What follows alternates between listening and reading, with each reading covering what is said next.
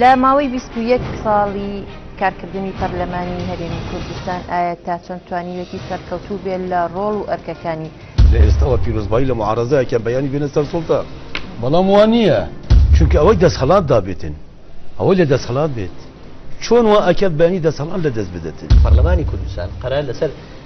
بڕیارێک بایان یاسایەک دەربکات وحە بڵاو نەکرێتەوە ون بکرێت ئێستا یەکێک لە مشکلە گەورەکانی پەرلەمانی کوردستان ئەم هەیە ینی فەزیحەیەکی زۆر گەورەیە دیوەکەی تری ئەو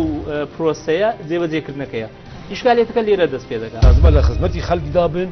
و ئەوەی پێمان بکرێتن داکۆتی بکەن لەسەر مافی جەماوات بیانۆکە بۆ سەرەتاوتیان ژوورتان نیە دوای ژووریکیان نانێت دوای هاتمتیان دۆڵاتان نیە من مەلەفانەتان بینێتەوە بە فیعلی ینی کۆمیدیایە ڕەگ و ڕیشەی کێشەکە